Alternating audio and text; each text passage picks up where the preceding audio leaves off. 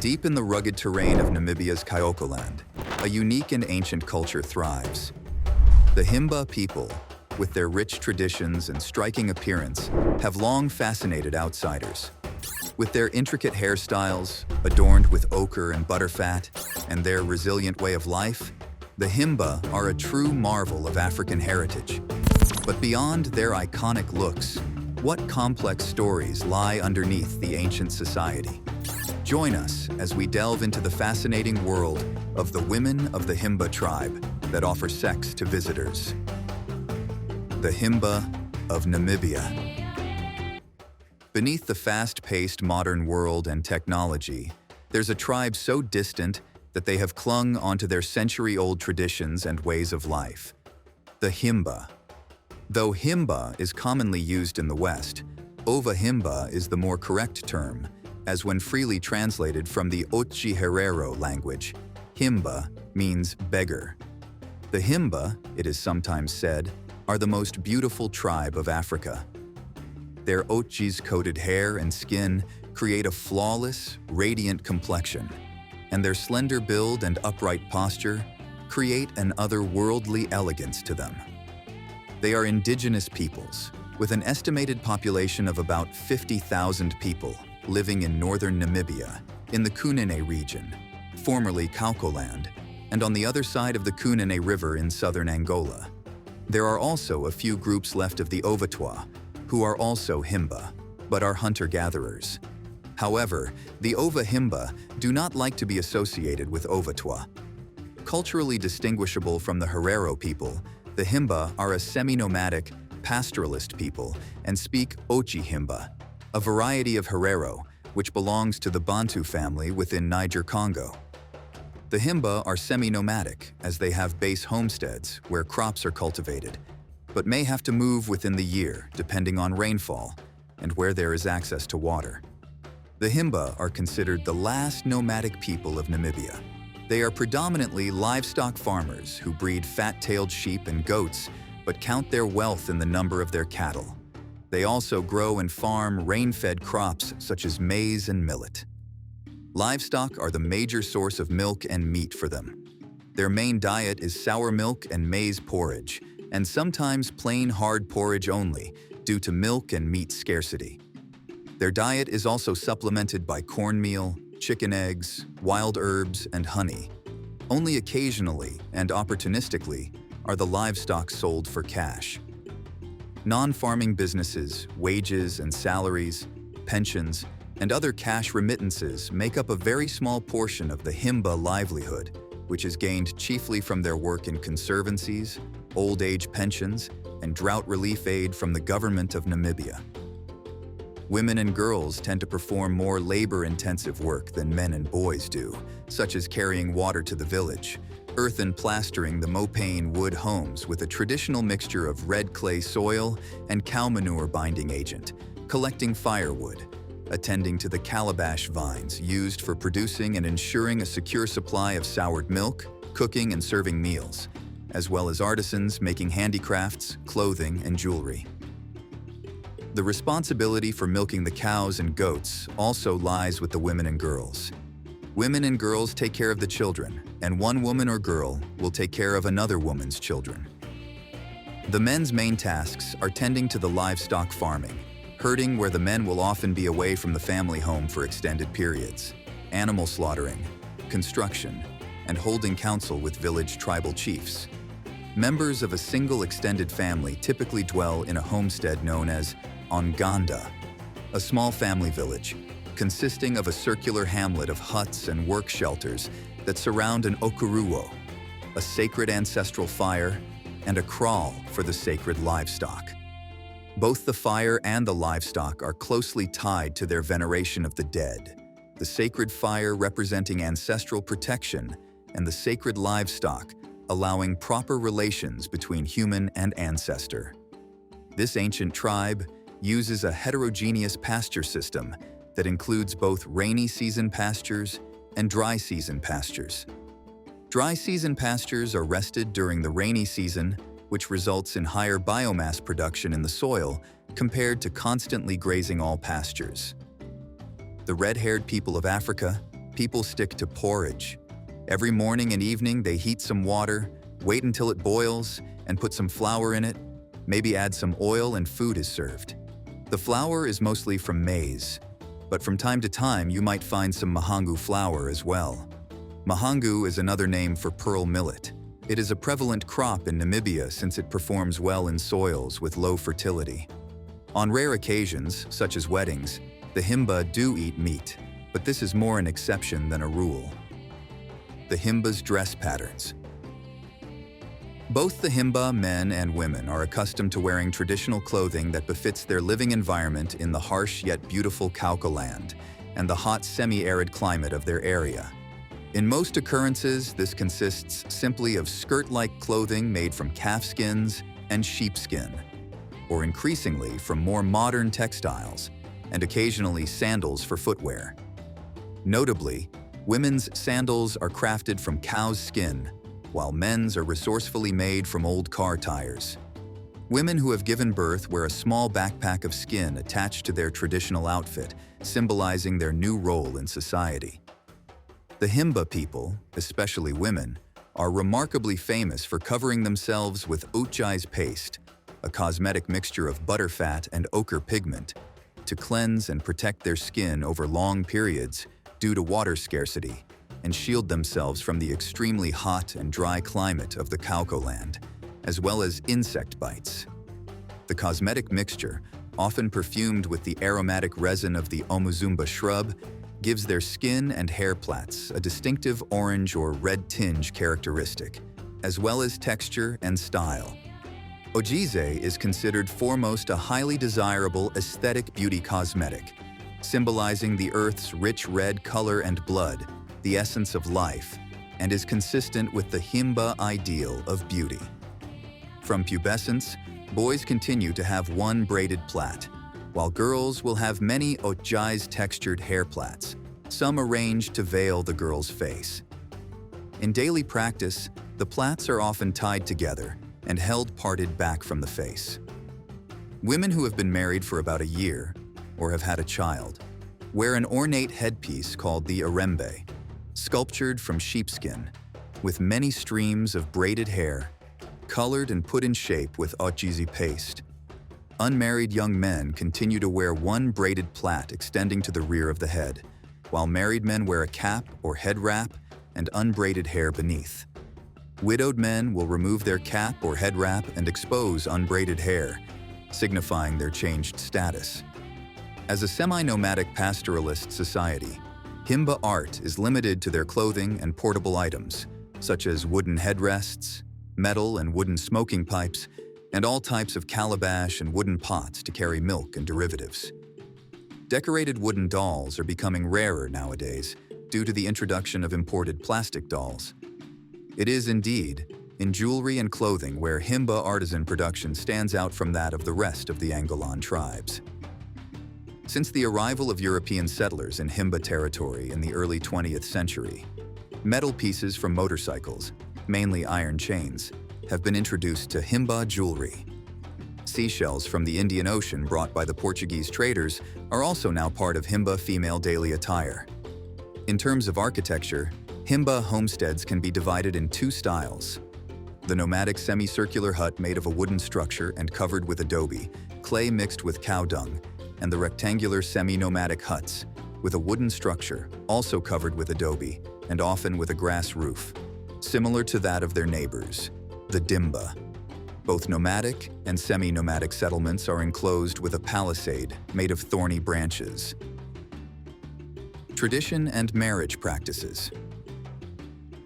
The Himba are polygamous, with the average Himba man being husband to 2 wives at the same time.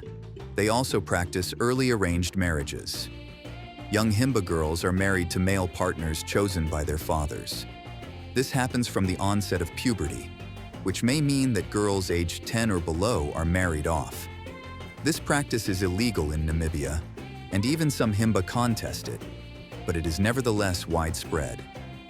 Among the Himba people, it is customary as a rite of passage to circumcise boys before puberty. Upon marriage, a Himba boy is considered a man, unlike a Himba girl, who is not considered a fully fledged woman until she bears a child. A young Himba woman, adorned with a beautifully crafted headpiece and beaded anklets, known as omohanga, tends to her child with care and devotion. The intricate headpiece, a symbol of her marital status, is a testament to the rich cultural heritage of the Himba people. Marriage among the Himba is a significant institution, deeply rooted in their traditional way of life, and involves transactions of cattle, which are the cornerstone of their economy. The exchange of cattle serves as a vital component of the marriage process, solidifying bonds between families and ensuring the continuation of their ancestral traditions. This ancient practice not only reflects the Himba's deep reverence for their livestock, but also underscores the importance of family and community in their society. Bride wealth is involved in these transactions. This can be negotiable between the groom's family and the bride's father, depending on the relative poverty of the families involved. In order for the bride's family to accept the bride wealth, the cattle must appear of high quality. It is standard practice to offer an ox, but more cattle will be offered if the groom's father is wealthy and is capable of offering more. Despite the fact a majority of Himba live a distinct cultural lifestyle in their remote rural environment and homesteads, they are socially dynamic, and not all are isolated from the trends of local urban cultures. The Himba coexist and interact with members of their country's other ethnic groups and the social trends of urban townsfolk. This is especially true of those in proximity to the Kunene region capital of Opuwo, who travel frequently to shop at the local town supermarkets for the convenience of commercial consumer products, market food produce, and to acquire health care. Because of the harsh desert climate in the region where they live and their seclusion from outside influences, the Himba have managed to maintain and preserve much of their traditional lifestyle. Members live under a tribal structure based on bilateral descent that helps them live in one of the most extreme environments on Earth. Under bilateral descent, every tribe member belongs to two clans. One through the father, a patriclan, called Oruzo, and another through the mother, a matriclan, called Ayanda. Himba clans are led by the eldest male in the clan. Sons live with their father's clan, and when daughters marry, they go to live with the clan of their husband. However, inheritance of wealth does not follow the patriclan, but is determined by the matriclan. That is, a son does not inherit his father's cattle, but his maternal uncle's instead. Along with the inheritance of wealth, moral obligations are also important within the tribal structure. When a person dies, the Himba evaluates the care of those who are left behind, such as orphans and widows. Access to water points and pastures are another part of the Himba inheritance structure. Bilateral descent is found among only a few groups in West Africa, India, Australia, Melanesia, and Polynesia, and anthropologists consider the system advantageous for groups that live in extreme environments because it allows individuals to rely on two sets of kin dispersed over a wide area. The beauty of the red people. At the onset of puberty, girls will start adding ochre textured hair plaits, which can be arranged to veil the girl's face or tied together and held parted back from the face, signifying their transition to womanhood. The Irembe style of headdress, an intricate sculpture of sheepskin and multiple hair plaits, colored and held in place by ochre, is reserved for girls or women who have been married for approximately a year or have had a child, denoting their new status within the community. In Himba culture, women are married into arranged wedlock as soon as they reach puberty, with men typically having two wives in this polygamous tribe.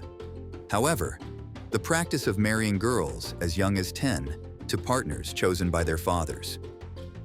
The Himba people have adapted to the scarce water resources in their region by using wood ash to cleanse their hair, a vital aspect of their grooming and cultural practices.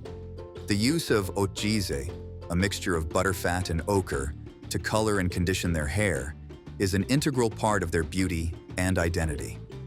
The Irembe headdress, with its intricate design and symbolism, is a testament to the Himba women's creativity, resilience, and cultural heritage.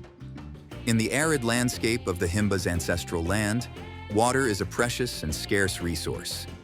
As a result, no one is allowed to use this limited water for washing. Instead, Himba women have developed a unique and innovative way to maintain personal hygiene, the daily smoke bath. This ancient practice involves placing smoldering charcoal into a small bowl filled with herbs such as leaves and branches of the Kamafora tree. As the smoke starts rising, one bows over the bowl, allowing the fragrant fumes to envelop their body, inducing perspiration and cleansing the skin. To wash their entire body, the Himba cover themselves in a blanket, trapping the smoke and heat under the fabric, creating a makeshift sauna. This ingenious method allows them to maintain their personal hygiene without wasting precious water. Himba women are physically extremely active. They lead busy lives, filled with a multitude of responsibilities. They carry water, apply earthen plaster made from red clay soil and cow manure to the mopane wood homes of the homestead, collect firewood, tend to the calabash vines, milk cows and goats to create soured milk, cook and serve meals, and raise the new members of the tribe. Despite their numerous duties, they still find time to create exquisite jewelry, handicrafts, and clothes, showcasing their remarkable skill and craftsmanship. The women adorn themselves with a large number of necklaces and arm bracelets, expertly crafted from ostrich eggshell beads, grass, cloth, and copper. The weight of these adornments can be substantial, reaching up to 40 kilograms, a testament to the women's strength and beauty. Interestingly, a Himba woman's most private part of the body is considered to be her ankles, which are covered by a sleeve of iron bracelets, adding an extra layer of protection and modesty to their traditional attire. Religious beliefs. The Himba are a monotheistic people who worship the supreme god Mukuru, as well as their clan's ancestors, through a practice of ancestor reverence. Mukuru is believed to only bestow blessings, while the ancestors have the power to both bless and curse. Each family has its own sacred ancestral fire, which is meticulously maintained by the designated firekeeper. Every 7 to 8 days, the firekeeper approaches the sacred ancestral fire to communicate with Mukuru and the ancestors on behalf of their family, seeking guidance and protection. Often, due to Mukuru's distant realm, they believe the ancestors act as his representatives, serving as intermediaries between the divine and the mortal world. Animal sacrifices are not practiced by the Himba. Contrary to some claims that humans are sacrificed instead of animals, that's far from the truth. In fact, there is no recorded evidence to suggest that human sacrifices were ever part of their traditions. The Himba are familiar with the magical system of Omiti, which, in the context of traditional African religions, corresponds to witchcraft. This complex belief system is rooted in the fear of Omiti-wielding sorcerers, with some members of the community believing that every death can be attributed to the influence of Omiti. Omiti is characterized as the attack of an evil force on a person, causing harm and misfortune. A Himba healer, who is close to the revered god Mukuru, possesses knowledge of these powers and can identify and protect victims against them in a specific way. However, unlike a sorcerer, a healer is expected to use their powers solely for the purpose of helping, healing, and uncovering the causes of misfortune. With the guidance of Mukuru, healers play a crucial role in assisting affected individuals in discovering the source of the Omiti. Interestingly, the Herero people also recognized Mukuru as the creator god before their majority conversion to Lutheran Christianity, which occurred after the devastating German genocide of the Herero ethnic group. The Himba strongly believe in the existence of Omiti, a concept that some translate to mean witchcraft, while others refer to it as black magic or bad medicine. Some Himba believe that death can be caused by Omiti, or rather by someone using Omiti for malicious purposes, intentionally harming others through supernatural means.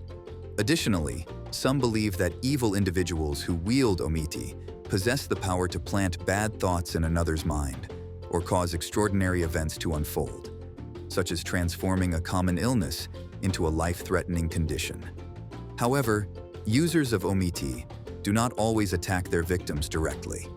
Sometimes they target a relative or loved one, causing harm and devastation indirectly. In response to such events, some Himba will consult a traditional African diviner healer to reveal the underlying reason behind the extraordinary occurrence or to identify the source of the omiti, seeking to understand and mitigate its impact.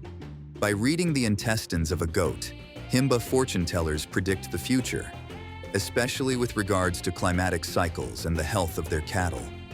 When the community requires an answer to a problem, the local fortune teller carefully selects a goat from the herd, slaughters it by suffocation, and places it on some leaves on the ground, to later dissect it with a knife and inspect its entrails. The disposition of the intestines and internal organs, as well as their size, is what the sage interprets, in order to discern the answer to the question posed. The fascinating history of the Himba tribe. It's fascinating where all of this started from. 500 years ago, the Herero people moved from Angola to the Kunene region of what is now Namibia, and with this move, they entered our history books. A large shortage of cows, due to a relentless bovine epidemic at the end of the 19th century, split the tribe into two very distinctive groups.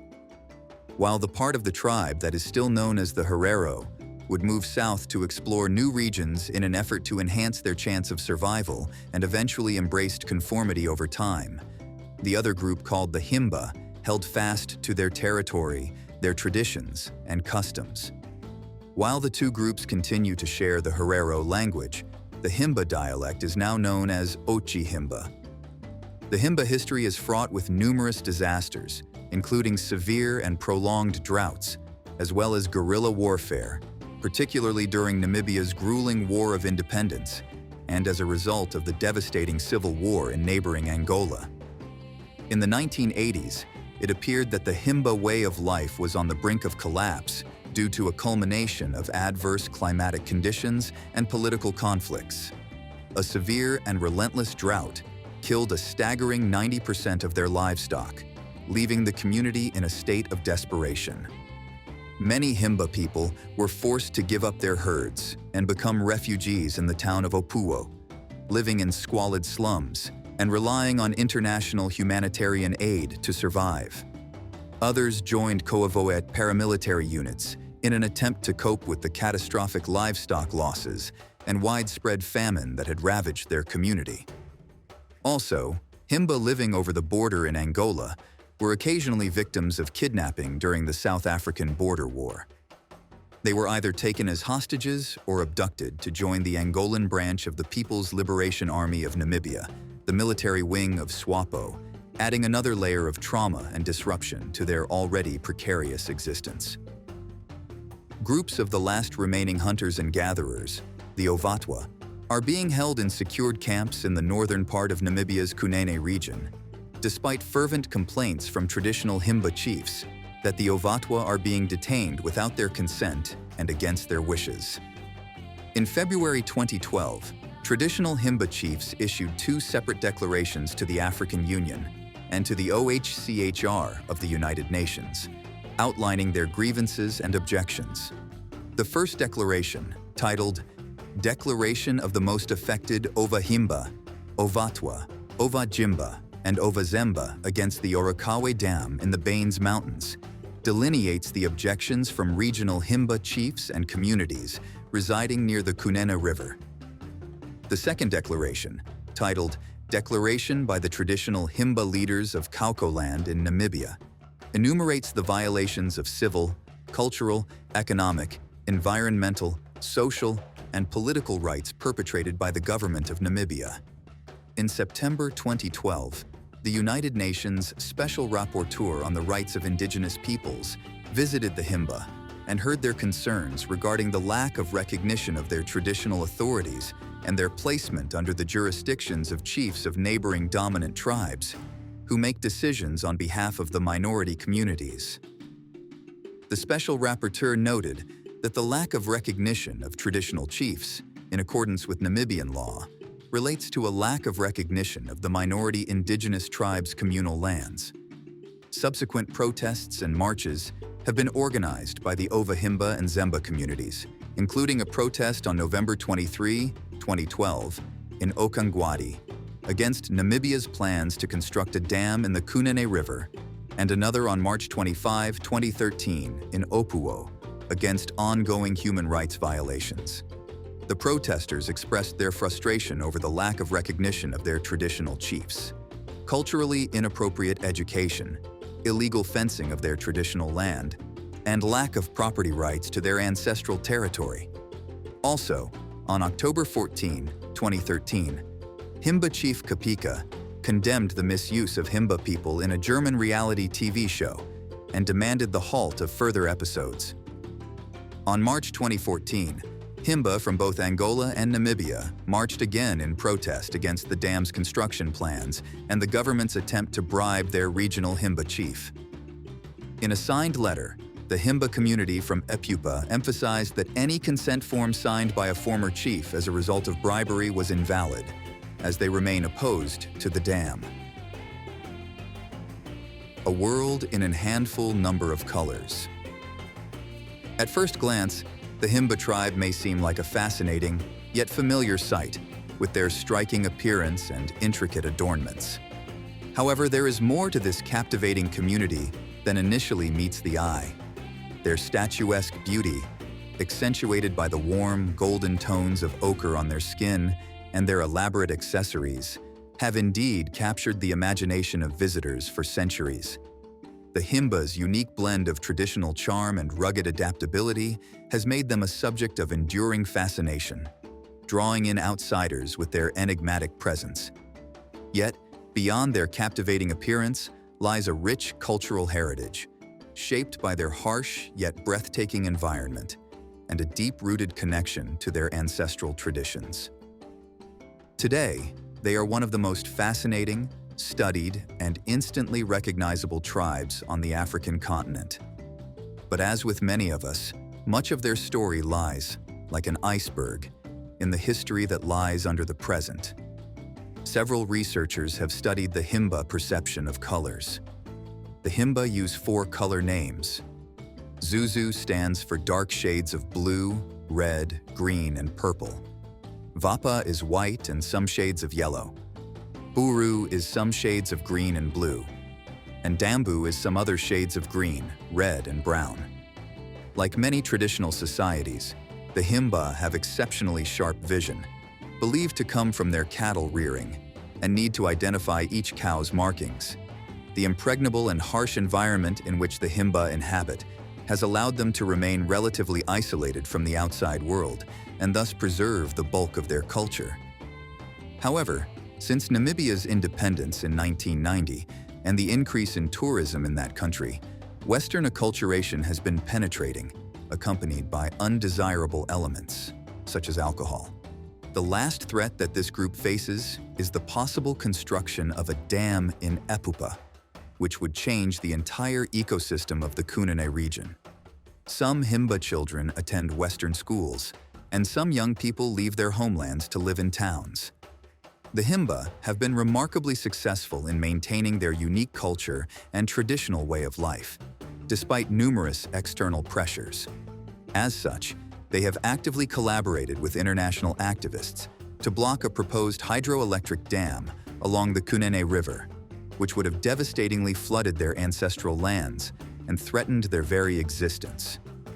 In 2011, when the Namibian government announced its plans to build a dam in Orikawa, located in the Baines Mountains, the Himba swiftly submitted a formal protest declaration in February 2012 to the United Nations, the African Union, and the government of Namibia, vehemently opposing the project. Furthermore, while the governments of Norway and Iceland initially funded mobile schools for Himba children, which allowed them to continue their traditional nomadic lifestyle while receiving an education, the Namibian government's takeover of these schools in 2010 has led to their conversion into permanent structures. This shift has been met with criticism from Himba leaders, who argue in their declaration that the conventional school system is culturally inappropriate and would ultimately threaten their culture, identity, and way of life as a people. The Himba are resolute in their determination to preserve their heritage and traditional practices and continue to advocate for their rights and interests on the international stage. The children are beginning to look elsewhere. A steady stream of young men and women has been opting to leave the slow-paced village life behind, exchanging it for the fast-paced modern world. This exodus of youth has raised concerns among some community members who worry that this shift will eventually spell the death of Himba culture. As the younger generation becomes increasingly drawn to the allure of urbanization and modernization, the traditional ways of the Himba people may be left behind, threatening the very existence of their unique cultural heritage.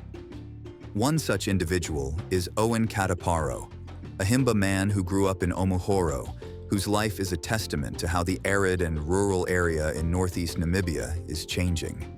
Even the village heads now have their children attend school, although some villagers think this is a bad idea, citing the negative impact of modern education on their children's cultural identity. The drawbacks of being isolated for so long are that the Himba people's acclimatization into an already fast-paced and challenging world would be even more daunting for a tribe that has not been part of the modern world. Reports have surfaced of children feeling shame when they enter school, as they are perceived as different from the modern world's definition of beauty. The Himba are known for their distinctive red matted braids, which are painstakingly made by mixing animal fat, ash, and ground ochre, a standout look in a world where attention can draw unfavorable glances. Their mahogany skin glistens under the Namibian sun, and their beautification rituals keep one of their distinguishing features intact. Mr. Kataparo, now a successful businessman, often feels the need to try and fit into a tradition and lifestyle that is vastly different from the Western world. He is aware of the irony in this situation. When he wears traditional clothes outside the village, he receives strange looks from others. As a result, he has learned that people treat him with more respect and take him more seriously when he adopts a more modern appearance, aligning with the Western style. This has led to him being viewed as a symbol of success by the young men in the village, who see him as a poster boy for what is possible through adaptation. In this way, Mr. Kataparo's experiences have made him a role model for the younger generation, demonstrating the potential benefits of embracing change while still maintaining one's cultural heritage. His journey serves as an inspiration to others, showing that it is possible to balance tradition and modernity in a rapidly changing world. However, he is torn by this influence. A lot of boys leave the village and go down into the town to try to find a job, he says. Some of the boys find a job, some of the boys don't find a job, and then some of them decide to take alcohol. They end up abusing their life. For those taking the leap, the closest town is Opuwo, an hour's drive away, offering the first taste of a completely different life. One of the most popular hangouts for the Himba living in Opuwo is the Arsenal Bar, owned by a Himba man, Seblon Ngepangelwa, a friend of Mr. Kataparo. Here, they come to shed the responsibilities that come with traditional living, embracing a world where it is everyone for themselves. Back in Omuhoro, it is said that this dilemma is inevitable. Even the head of the village is no longer fighting to hold on to the past, but instead is preparing his children for a life outside the village walls by sending them to school. Africa is home to numerous fascinating tribes and cultures, from the San of Botswana and Namibia to Kenya's Maasai and Ethiopia's Mercy. Part of the continent's fascination and intrigue lies in its people. So, it will be fascinating to see where the journey takes one of Africa's most beautiful and unique tribes. Thanks for watching. See you in our next video.